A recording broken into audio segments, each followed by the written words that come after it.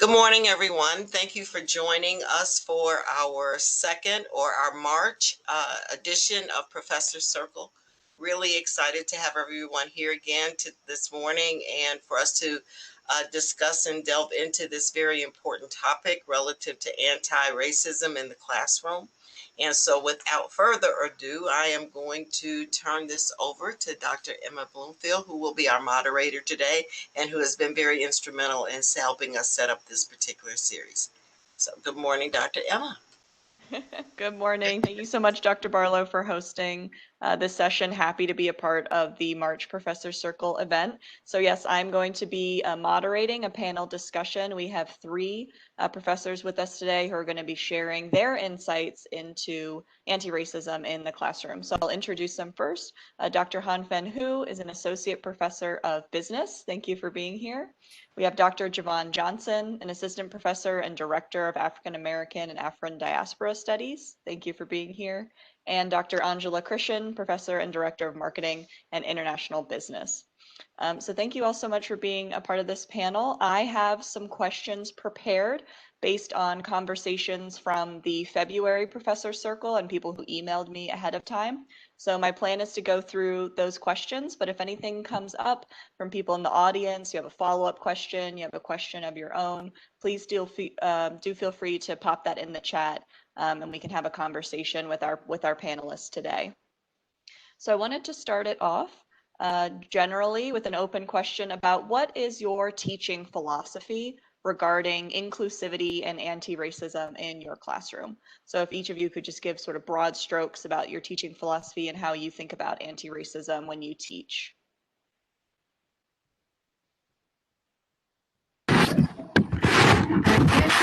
I can go first. So everyone, I'm Han-fen Hu from the Lee Business School. I teach in the area of information systems. So my teaching philosophy generally is to take mindful and conscious actions to reduce racism and increase inclusivity.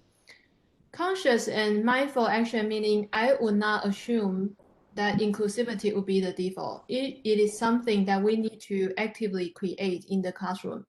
So for example, I can just put out a diversity statement that assume every student will read it, but it will not be the case. So I need to either guide them through the statement or I need to do some activities to increase or to change the culture in the classroom. So that's my philosophy in short. Yeah, so I'll jump in because is it Anjala? Is that how I pronounce it? Anjala said she'll go last, so and that's perfectly fine. But I think there's a number of ways in which I can answer this question, and partially is on one level I teach Black Studies courses, right? And that by definition cannot be racism. And so that is sort of does a thing for me out the gate, right? I agree with is it Han-fen? Is that how I pronounce it? Thank you. Sorry. That I even with all of that, I am still intentional about it. One of the things that I try to say is, well, I don't try to say. I was given a lecture not too long ago, and someone asked me a similar question, and one of the things that I responded is, I teach. And I said it exactly like this. I teach Black ass courses in Black ass ways. And I mean that. And what I mean by that it's not just about what I formulate in the syllabus, but it's the kind of culture in the classroom upon which I'm trying to sort of establish.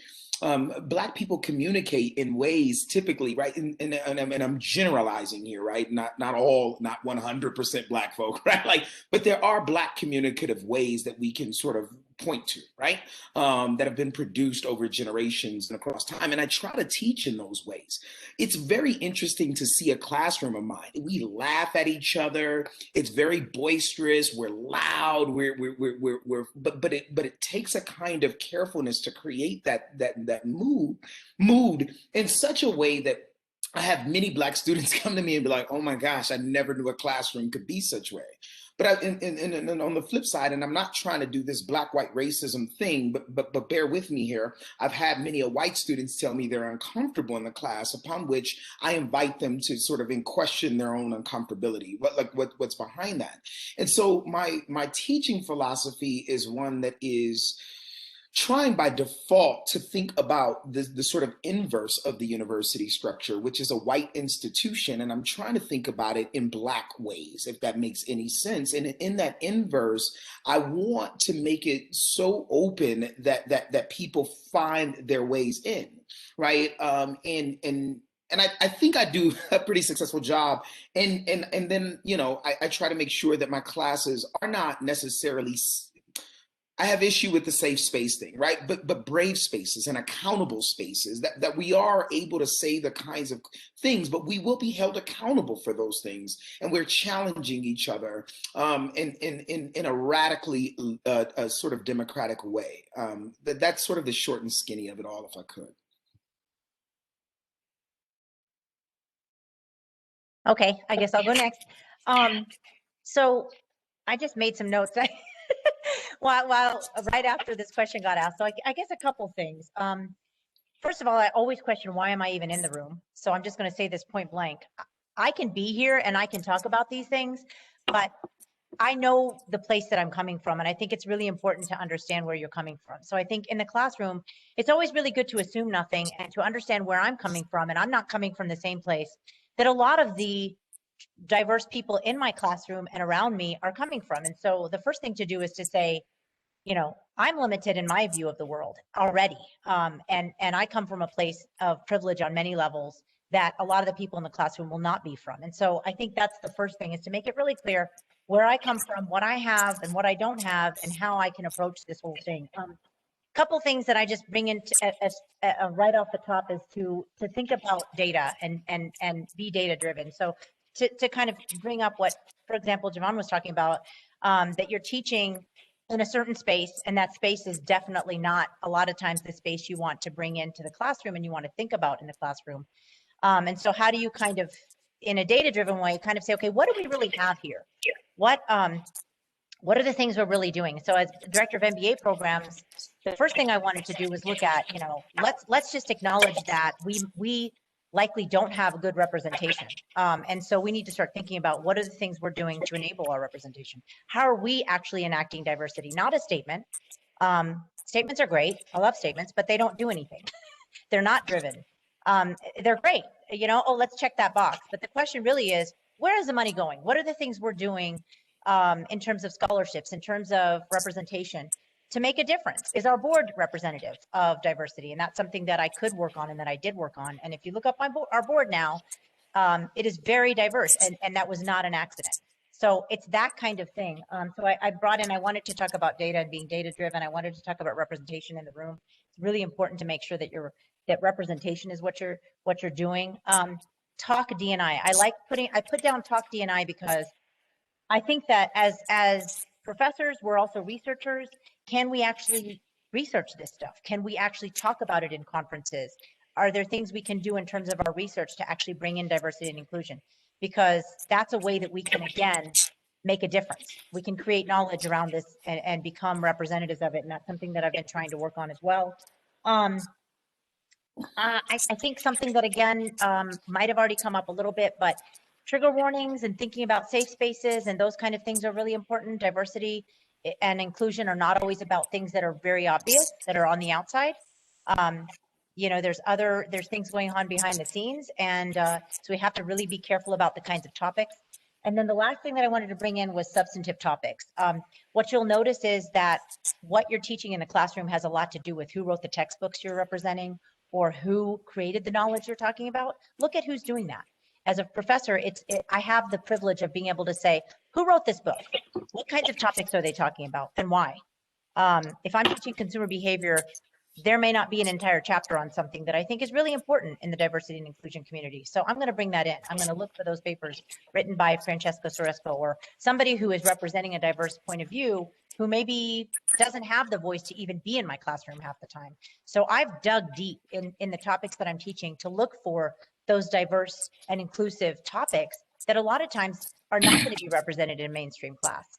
So, and I've noticed that that makes a huge difference, because you'll notice that the students that are diverse are going to be more outspoken. They're going to actually come into the class at that point because they feel represented by the topic itself. So the other thing we do have control as faculty is to talk about things that, again, maybe a lot of people wouldn't talk about in the classroom. Certainly for consumer behavior, a chapter that I always, I actually did a historical trend on and noticed that was being left out more frequently in consumer behavior topics was gender and sexuality. The topic itself has been over time really removed from the mainstream teaching topic. And the reason is because a lot of people don't want to teach that topic. So I'm bringing it back in, and I'm actually using the fact that it's been taken out of the textbook as a topic for the classroom. Like, let's talk about, why are we not talking about this in the classroom? It's probably because it's a difficult topic, right? So anyway, enough. Thank you all so much. Oh, go ahead, I see a Han-fen. question on the chat, so I'm going to answer that. What activities do you do to work through the diversity statement? So actually, I did an experiment this semester. At the first day of the class, I combined it with the introduction with the students. So for Icebreaker, I asked every student to introduce themselves, like typically on a discussion board. So they will talk about their own background. Then I show a slide that is the demographics of UNLV. And then say, everyone, please now compare our demographics in this class to the entire UNLV. But how do you do that? Go back to read those introductions and figure out their background, the gender identity, their races, or some other background, the cultural background, or the language they speak for your classmates. So they have to come up with some kind of statistics and compare you with the entire UNLV demographics. Because in the diversity statement, it says we all come from different backgrounds, but how different they are, they will figure it out through this exercise. And then after this exercise, I asked them to write on a collaborative document to create the community, more like contract or the conduct guidelines. So that's the contract they will follow through the entire semester. They will respect each other's discussion. They will consider the different background of their classmates, so on and so forth. So that's the document they create on their own. So these are the two activities I did this semester. And the students receive it very well. One of them say, I didn't notice that my classmates are so different from me. When I say something, I should consider their background and I should be respectful of them. Great, fantastic. Thank you all so much. Really amazing insights already, thinking about what are we teaching, but also how we're teaching it, thinking about our dual roles as both teachers and scholars, being mindful, not assuming. Really fantastic. The next question that I had prepared was related to enacting some of these strategies. So Han-fen just shared one particular strategy to go through the diversity statement. I think a lot of people know that there's a variety of different things that we might do. So do any of you have a go-to technique or a top recommendation that people can do kind of right away to start building inclusive classrooms? If they're going to do one thing after this workshop, where should they start?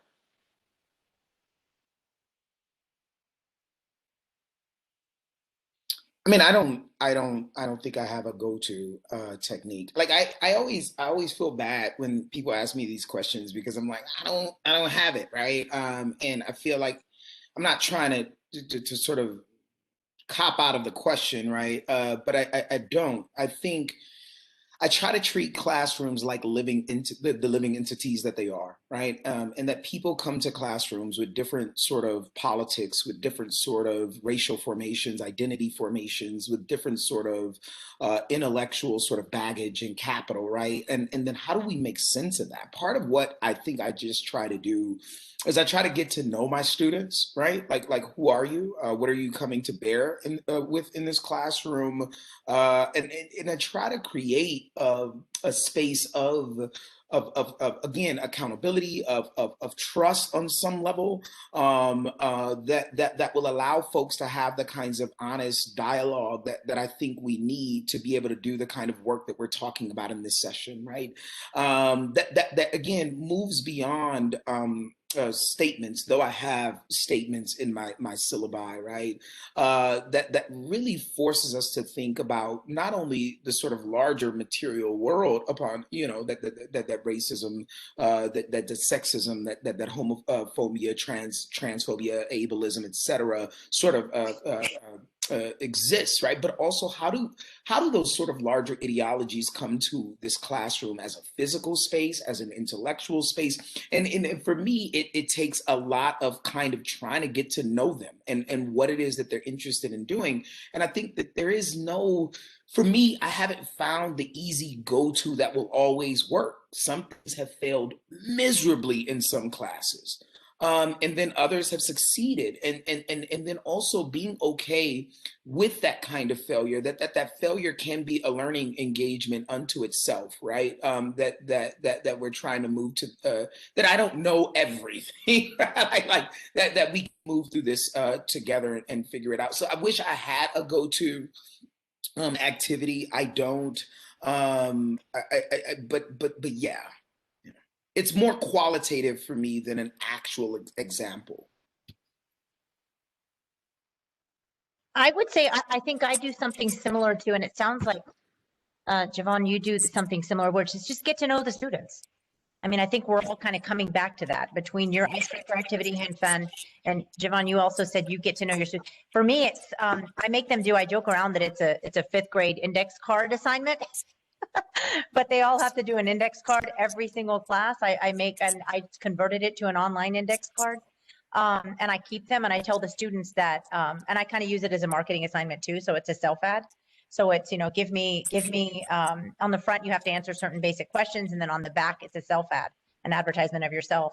And that's been really great because, again, who you are doesn't always come out in simple answers. Sometimes it's about, you know, like, for example, military, people who have been in the military that end up in our classrooms, a lot of times that is such a big part of their identity and they don't get to talk about it. It's not really, it's kind of like their past, right? So and inevitably, if they're doing a self-ad, that is a huge thing that I see coming out in the self-ad. It's like, they have all these cool sayings, they have all these slogans that they have.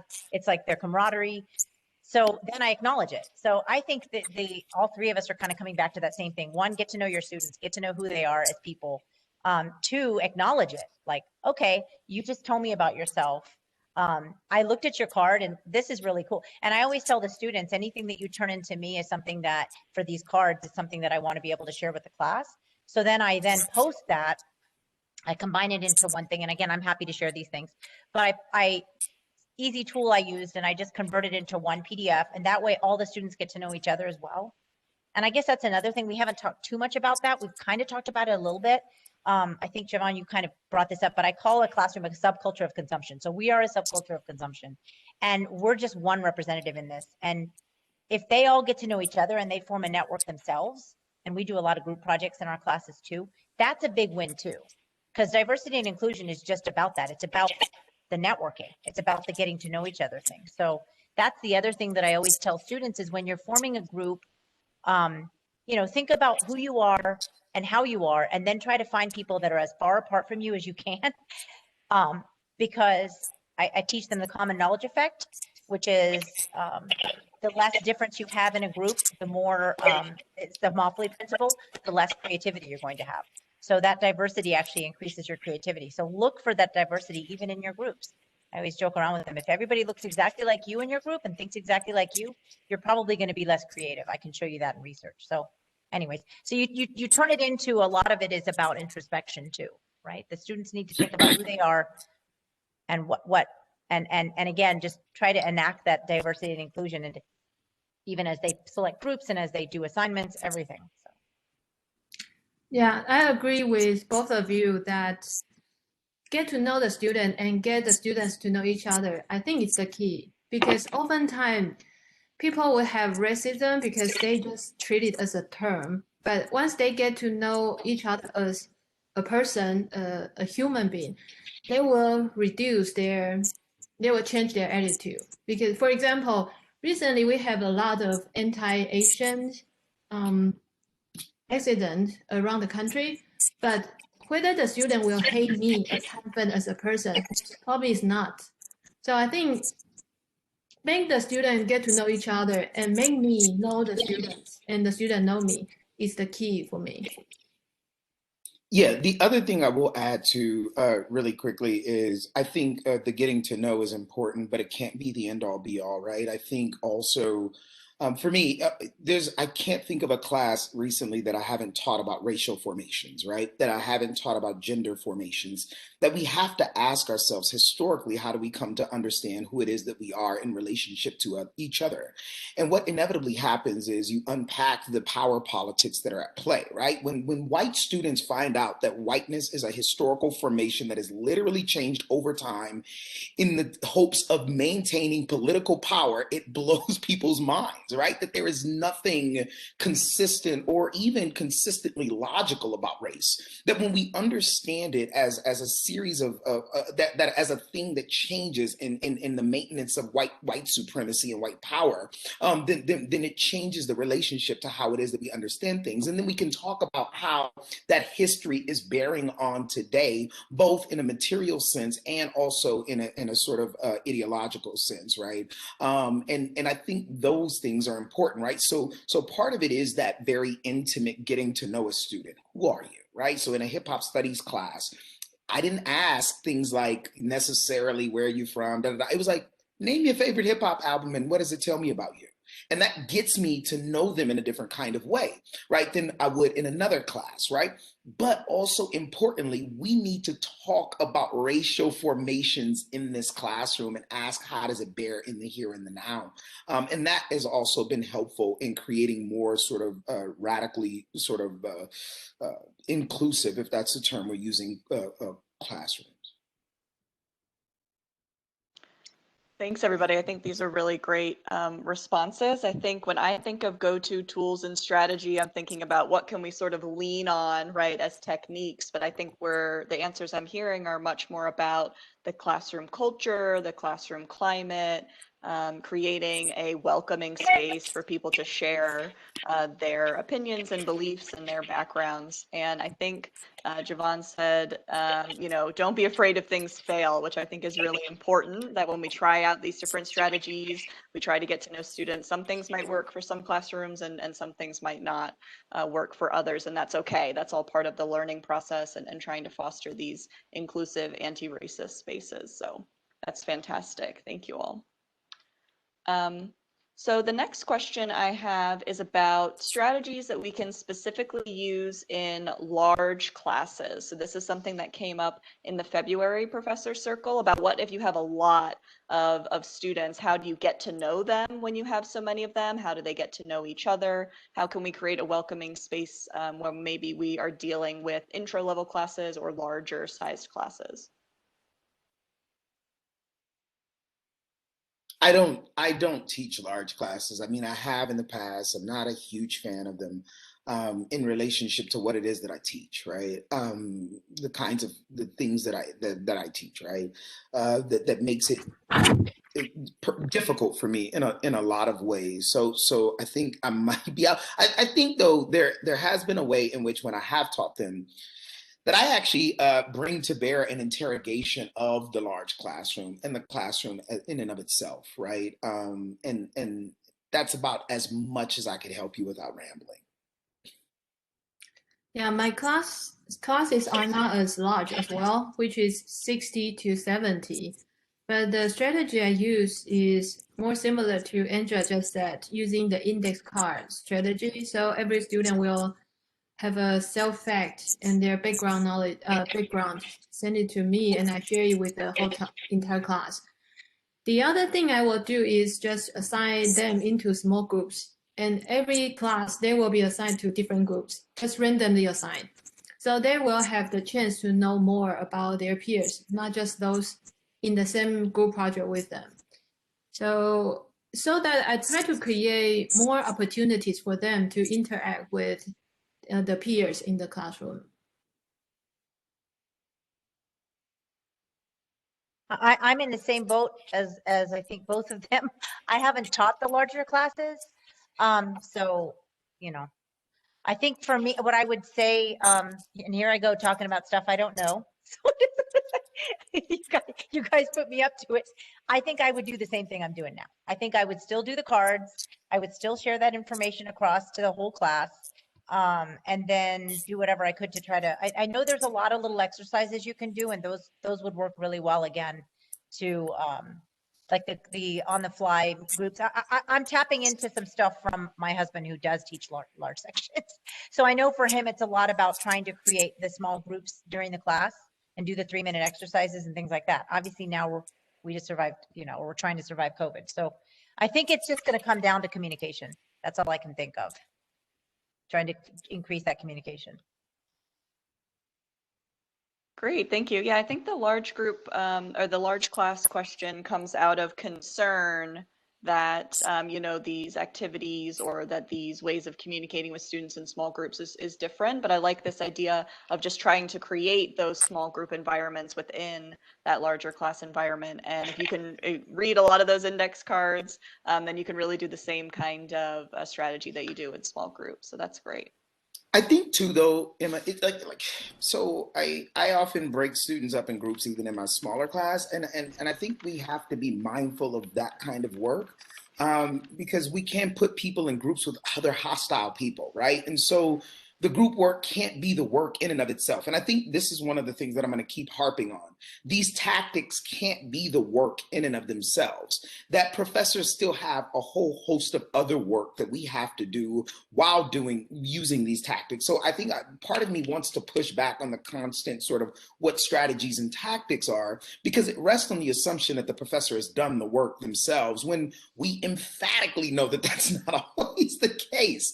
Like Anjala was saying earlier, like, what does it mean to delve into the research in her field and see that no one wants to teach about gender, which to me, right? But that makes sense to me. That's the doing of the work that comes along with this other stuff, so that we can be sort of attuned to whatever issues that may arise in our classrooms in a much more nuanced and complicated way that moves beyond, why can't we all just get along, right? Why can't we all just be inclusive, right? That doesn't do the work, right? And this is why I was harping earlier. I teach about racial formations because I know about that, right? But I think all professors should know about racial formations and gender formations and how this stuff comes to play in the here and the now, right? That's the background work that will go into helping these sort of strategies and tactics function significantly better. I think that's a great point of clarification, Javon, and I completely agree that these techniques are more vehicles or kind of first steps, right, into changing the structure of our classrooms. But there's, of course, that's not the end of it. There's more work that comes there to maintaining it, especially in terms of things like content and class discussions. I think it's an actually really great segue into the next question that I had, which is about how can we address these topics like race and these larger ideologies and have it be a welcoming environment for students to discuss. So these topics that are potentially sensitive to some students, how can we incorporate them into our course, especially if our courses perhaps aren't necessarily immediately aligned with having those types of conversations?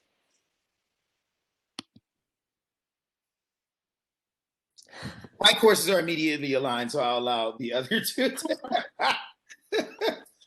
I can chime in for a second. There are no accidents. I don't know what else to say. You can't accidentally do something. You have to you have to plan it. It's a pain in the butt. You might lose some social capital in the mix. It's, you know, it's really, really, really, really hard.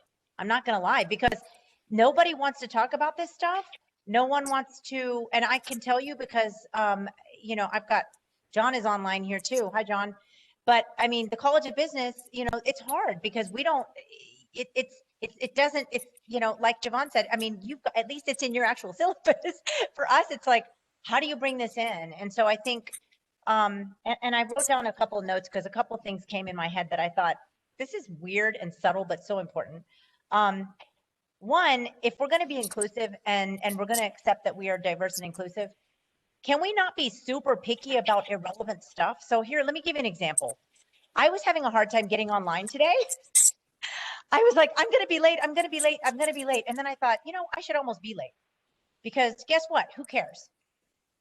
Like, who cares? If I'm a couple minutes late, who cares? Nobody loses anything. And I'll be admitting that I'm running ragged, right? I'm running ragged because I'm representing a bunch of stuff. I'm trying to be here, be in this thing while I'm doing 6 other jobs.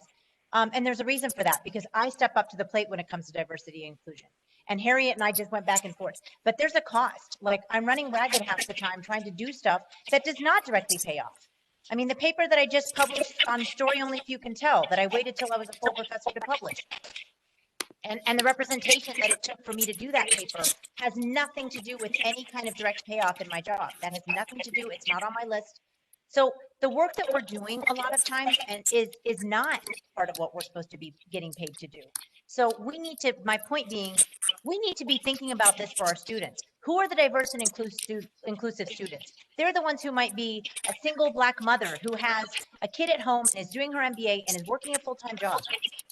If she sends me an email and says, I'm not going to make it to class tonight, I don't freak out. I'm not like, oh my gosh, how dare you miss class? Your life is going to be over. No. And if she sends me an email halfway through the semester and says, and it actually happened to me, I'm thinking about dropping the class, I say, call my cell phone as soon as possible. And then on the cell phone, I say, do not drop this class. You can do this. And just that kind of affirmation, just knowing that I'm here for you. You can do this. If you need to take an incomplete, you take an incomplete. That to me is diversity and inclusion. Diversity and inclusion is about empathy. It's about empathy. It's about, and that's the stuff that I'm really trying to preach across the lines, across everywhere I can go, is that it's those small decisions. It's those tiny things. If you're late to class, you're late to class. Just show up when you can. That's it. Don't get in a car accident. Don't put yourself in danger. So if there's anything I can preach, I mean, literally anything I can preach, it's about the empathy. It's about those small moments. It's those small things that we do. I mean, and then you can sometimes bring it into the classroom. So to be able to give the story, you were talking about how do we, I was like, oh dear, I need to answer the question. But you were talking about how do we bring race into the classroom. I use HBR cases a lot of times. So what I'll do is I'll find the research that is done by people of color maybe, or that is done by about diversity. So it's finding simple things, cases that we select. There was recently a Harvard Business Review case that was written about how all the cases that are ever written about are always written about the majority corporations from the majority point of view. And so I actually brought that case in. I was like, let's talk about this. Why are we not talking about these businesses that are not majority? Why is that? Why do we always talk about Fortune 500 companies? And so I have a case that I use in my classroom that is about femvertising. And it brings in Dove and some of these brands. So it's select topics and let the topics kind of bring in the D&I, that kind of thing. So anyways, I need to be quiet now. Those are some ideas. I was going to ask, like, I'm thinking, like, when you say it isn't inherently aligned, in my mind, I'm like, of course business is inherently aligned, right? Like, businesses advertise and secure money based on identity formations all the time. Now, certainly this is your field, and I'll let you speak to it because you know it way more than I know. I'm on the consumer end of knowing it, right? But I'm thinking about, like, and especially now that I'm looking at targeted ads, that now I turned 40 and I'm getting a whole host of different ads that I've never gotten before a day in my life. And I'm thinking about that, right? So a part of me is going, but how is it not automatically in line with issues of race and issues of gender, with issues of thinking about people as more than objects to be bought and sold to, but also as functioning human beings in this world? I guess that's where I'm sort of thinking about. And you're right, Javon. You're super right. But I'm telling you that the stuff has been washed. It's been washed.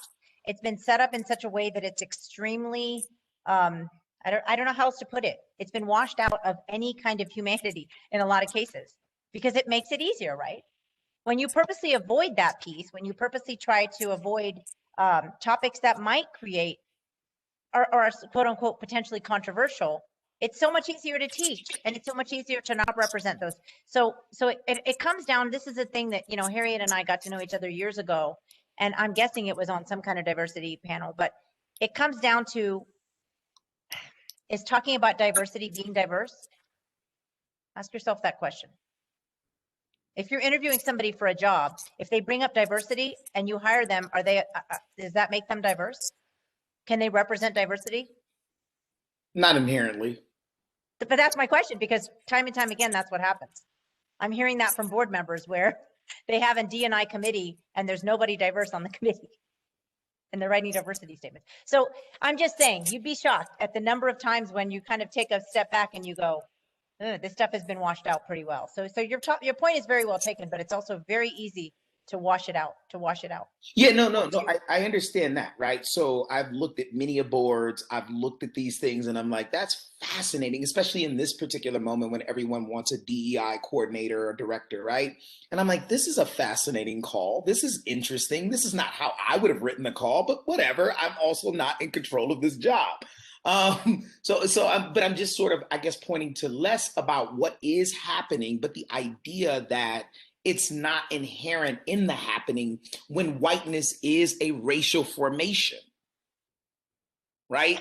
So that's what I'm pointing to, right? We're always already talking about race in the classroom. And I don't think so one of the ways whiteness operates is it operates as everywhere and nowhere simultaneously. And I'm like, and so we're already talking about this stuff.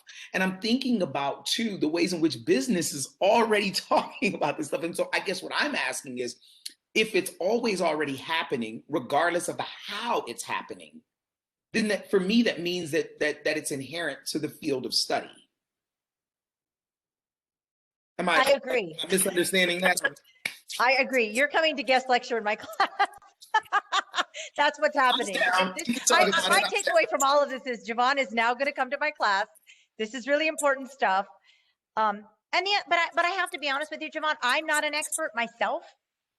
So at certain things, so I'm not going to pretend to be able to talk. So I have to be careful too, because I think, give me a break. Like, you have an entire degree in what it is you teach, and my degree is in marketing. So within reason, yes, I will make every effort to bring it in, but you're right. The backdrop, the whiteness there, that is the backdrop, is there. It's always going to be there. And so my challenge is to try to figure out, how do you disrupt this? How do you kind of drop something in the water to create the ripple? And just as a quick aside, Anjala, my degree is actually in performance studies, but this is the thing. So advanced degrees teach us how to become experts at something. We all, at one point or another, we're not experts in the current field we are in. It means we are capable of learning this stuff if we desire to. Correct. The question is, how much do we desire? Right. Emma's going, am I running this panel, or are they having a conversation? Okay. I'll stop there. Ben, say something. So let me turn back to Emma's question, how to bring those sensitive topics in my classroom. So for me, I always tie it back to the learning outcomes. If it is not relevant to the learning outcome, for example, being late to the class, then I don't care. So it's kind of related to Angela's point that be empathy. If the student can deliver, can show their progress in matching to the learning outcome, that's all what I want. And I also try to tap the activities of inclusivity into the learning outcome. For example, I teach a programming class, and designing a very user-friendly interface is important. So in one class, I show the students a screenshot laying out the buttons of save, not save, cancel, that we oftentimes will see when we try to close the document. Can you recall that in your mind? And I asked them, what is the best way to align the three buttons? And I have two camps of students, but come out one camp using Mac computer, the other using Windows computer. So I say, see, so you shouldn't assume anything based on your own background. Then how should the message box show? From left to the right or from right to the left? In English world, we assume from left to the right, but in other culture, other language, it's from right to the left. So when you design a software, you should keep in mind that there are different backgrounds, different languages. If you want to sell your product to the entire world, you should keep that in mind. So I tap that kind of issue into the learning outcome, so they know the importance, not just being diverse to be diverse, or being inclusive to be inclusive. So that's why how I bring the topics into my classroom.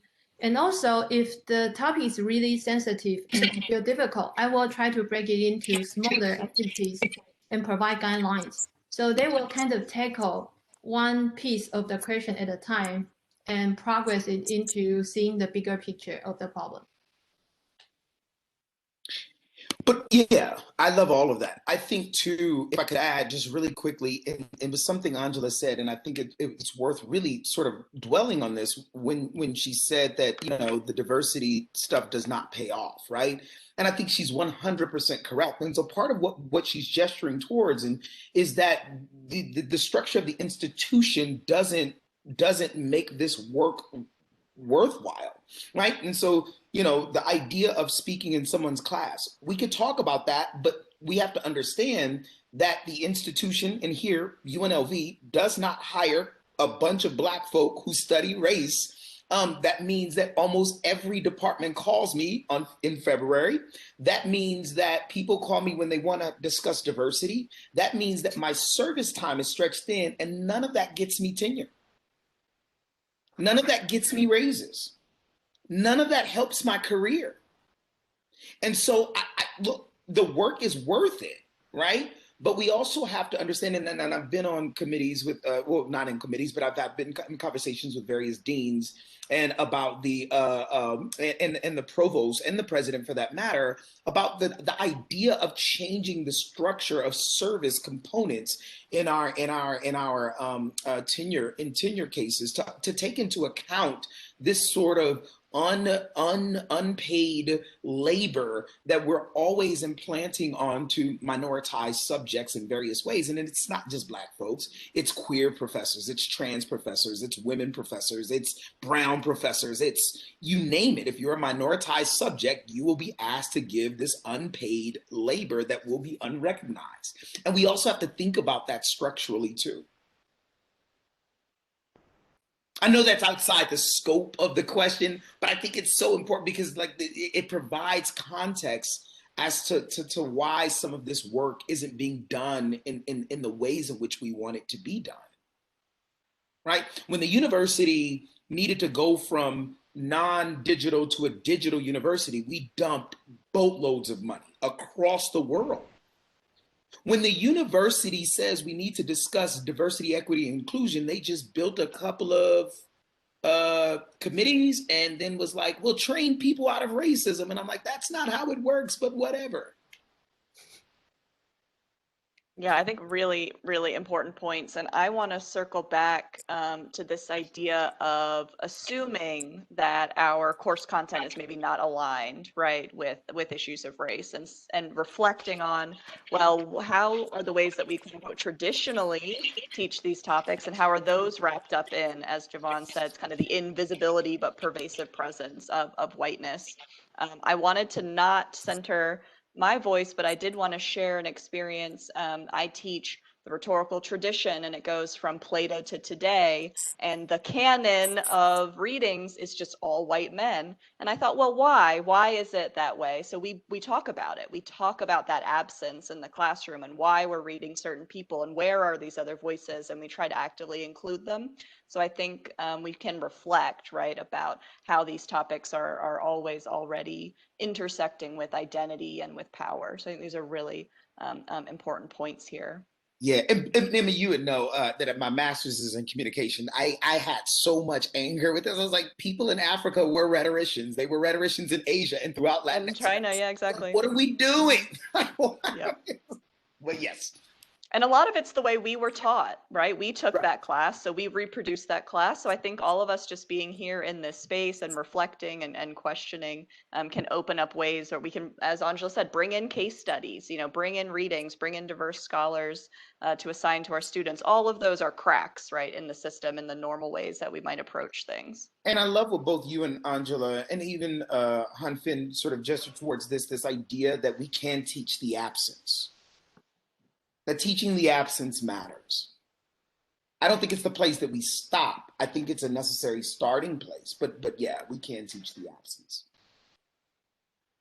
Excellent. I had one more question prepped. So if other people have questions that they want to ask, please start putting those in the chat. The last question I had was about, which we briefly mentioned, this transition to virtual spaces. Has building inclusive classrooms changed for you all as we've moved mostly online? Has it been easier? Has it been harder? What are ways we've adjusted virtually in terms of building inclusive classrooms and anti-racist classrooms?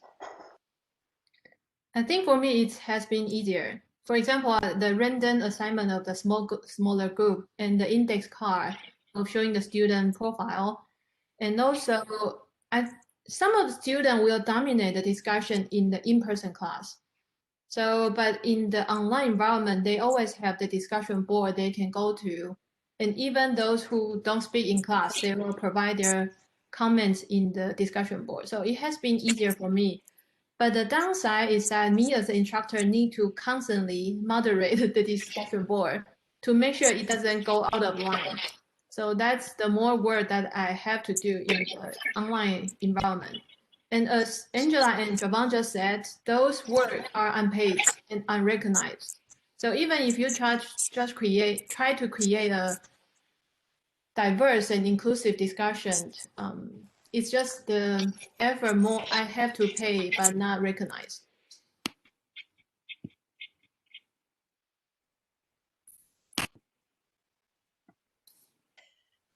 Okay, I always like to cheat and go last.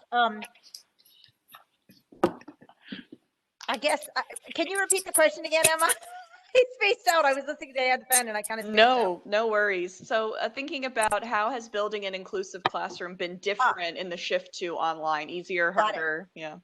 Got it. Weirdly, I was asked to do a talk for AACSB on diversity.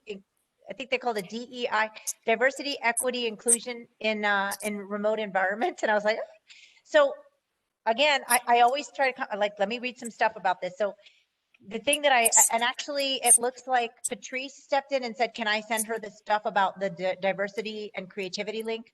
I just will throw this out there. I will send an email to Harriet with a bunch of stuff, and then she, and it's basically papers that have been published and whatnot, and you can share it as you wish, Harriet. That way everybody can have it. I'm happy to share anything and everything I have.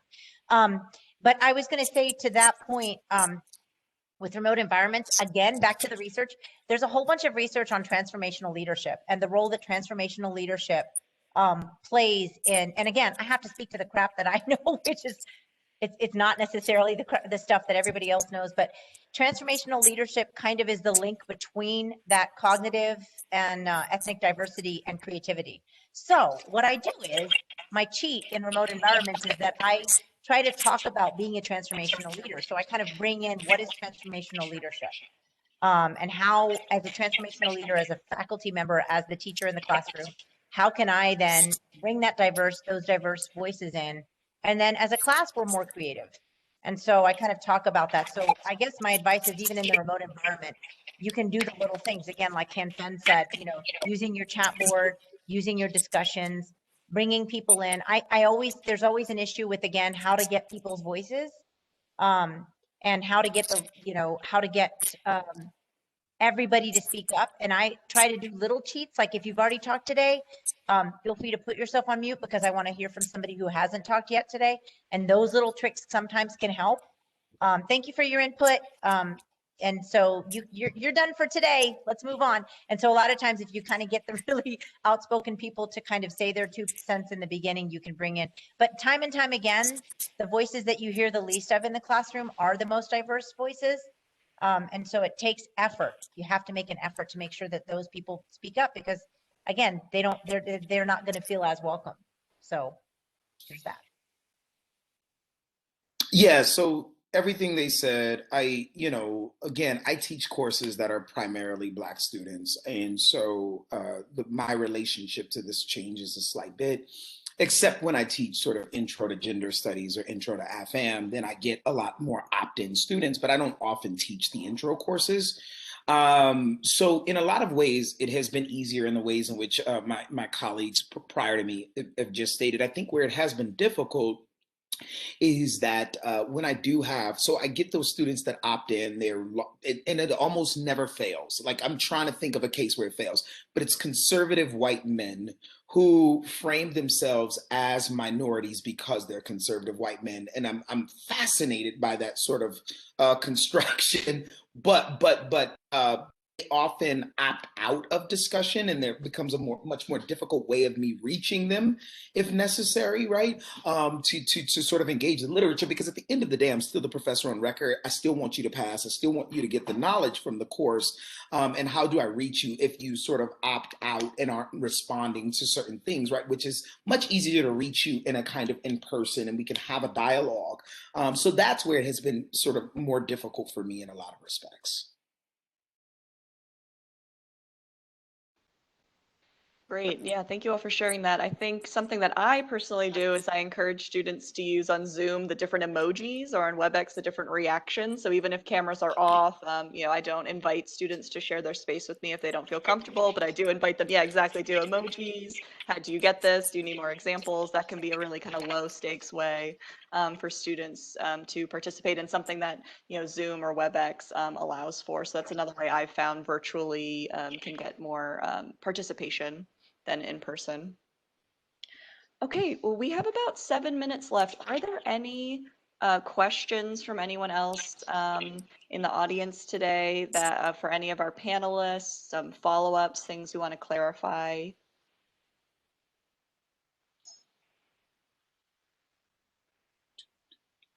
Any thoughts on what you do in your classrooms? A little Jeopardy music, maybe. Yeah. If someone's typing, I don't want to cut people off, so I like to do a big pause here.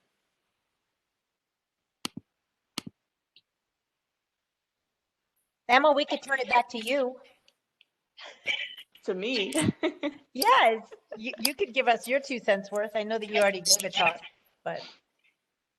Yes, in February, I led the Professor Circle, and I did share some kind of strategies and techniques that I use, but I think along with, the adjustment that Javon made, that's really the first step, right? How do you do policies and structures to create a welcoming space, but then actually do the work so that those follow through? And I think it's a really important point that these are things that we try out and see what works and see what doesn't work, and there's no formula that if you do all of these things you will create an inclusive and anti-racist classroom. So for me, this has been an extremely important discussion to build on my own interest in this area, and just to get a lot of other different perspectives on what an anti-racist classroom looks like.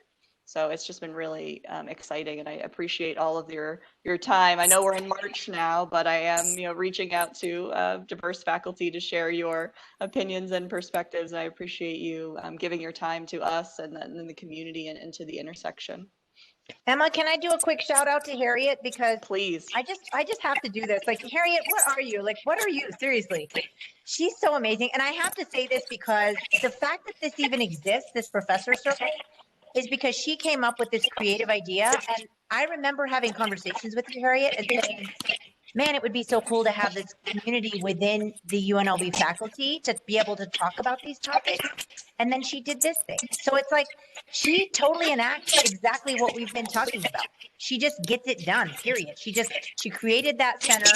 She sets up these different things, and it's hard. And she has to reach out to people and pretty much beg them to do these things because none of us have time. We're all going crazy. But she's doing the hard work, and it's such a good example of just putting yourself out there. And she's used exactly what we need to be using in the classroom, which is the networking. So the same thing, the other thing that Harriet's done, and I think that those of us that were doing the work, LinkedIn, simple things like that, where you just go, oh, I'm going to ask to be Verna Meyer's friend, because Verna Myers is the D&I person. She's the, vice president of diversity and inclusion for Netflix. And she said yes. And I'm like, oh, cool. Now I can actually tell her, look, I love that you did these shows this way because thank you. So it's the same for Harriet. Like, the other big advice that I give to my students is network. Like, reach out to people that are different than you. Make networks, because ultimately inclusion is about networking. It's about trying to, so if you're feeling unrepresented in the classroom, then reach out to people that maybe can help you be more represented.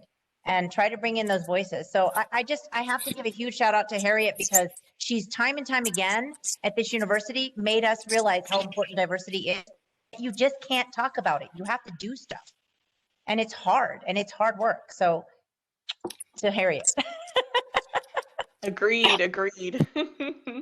And in our just last minute here, I did want to plug then the third installation of this Professor Circle series on April 7th at 10 a.m. So the first Wednesday of April, we're going to do the third part of this series, and we're going to have breakout groups with leaders and actually workshop different syllabi, rubrics, and activities that you have. So if you want to join us in March, we'll have it be more small group work and walking through different assignments and specifics in people's classes to help you enact some of these strategies and to help you just rethink things and your approach to your classroom. So I hope you can join us on April 7th at 10 a.m.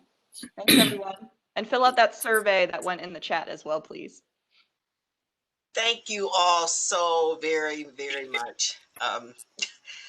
Angela, you have me speechless, but thank you. I mean, I'm able to do stuff like this because of people like you and people who are willing to go that extra mile. And yes, Javon, we do this work and it doesn't count, but eventually it does count. Because one of the things that I always say, and I'm sure that many of you have always heard me say this, is that my mantra, my challenge is to make sure that I leave the pile higher than I found it. And that's hard to do, but I'm committed to doing that. And certainly sessions like this and the intersection help me to do that. And I can't do that without you all. So I am so appreciative of everything. Please fill out the survey for us so that we'll know how to move things forward. And thank you again for coming to today's Professor Circle. Thank you, Emma. Thank you, panelists. Thank you, everybody. Appreciate it. Bye-bye. Thank you, Harriet.